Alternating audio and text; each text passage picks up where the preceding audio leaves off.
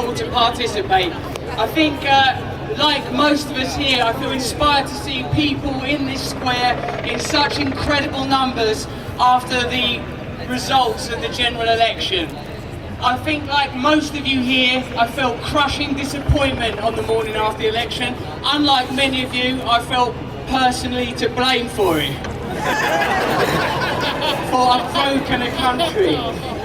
So it's inspiring again to hear today people that are participating in politics in a more conventional way, like Caroline, people that are new to the conversation, like Charlotte Church, people like Mark, who've been bearing the flag for years and years and years, inspiring comedians and entertainers to participate in this conversation.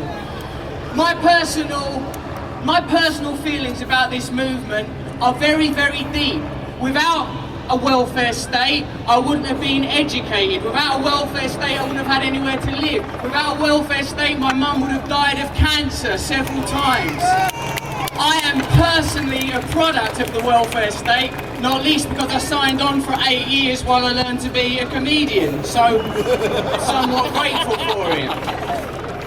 What I feel like now, and what Mark articulated so beautifully, is that it's really very hard for the people that are here today, for all of us who feel moved to come here for the same reason, for the same sense of loss, for the same sense of alienation, to have our voices heard in there. How are we doing? Am I going too quickly? I'm doing well with the manual interpreter. Thank you. What did that mean? That looked very explicitly like jiggle boobs.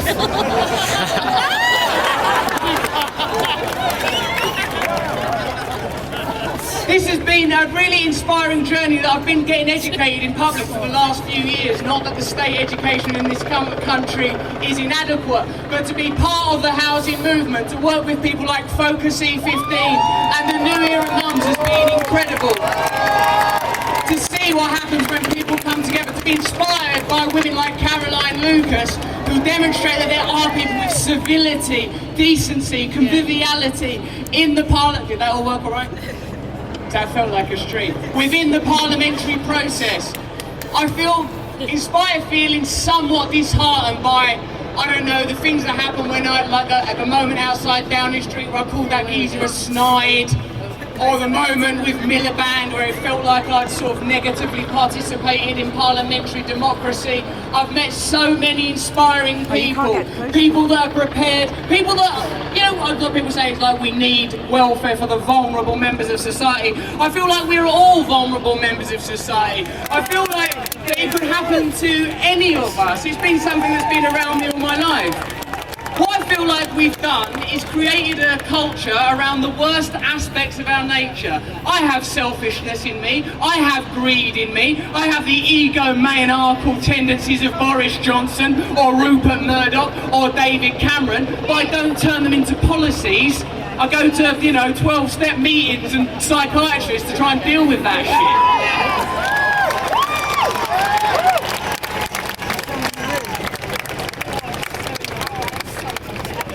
We're living in a culture where the worst aspects of our nature prevailed. I don't think it's always been like this. I remember growing up with strong unions, with strong sense of social culpability and social care.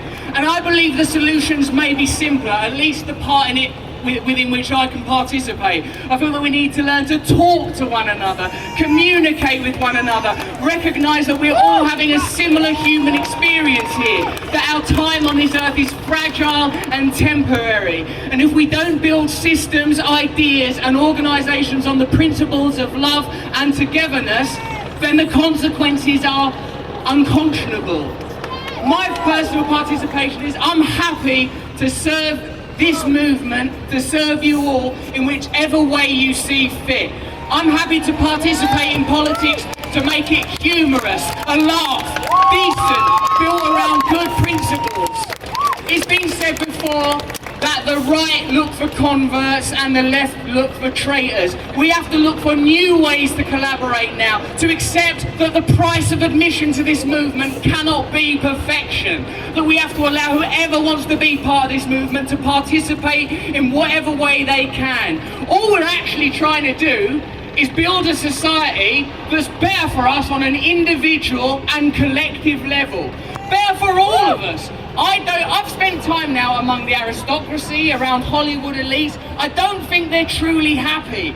I don't think they know how to love one another properly. I'm assuming that the vast majority of people in there, perhaps Jeremy and Caroline aside, are not having very successful sex lives.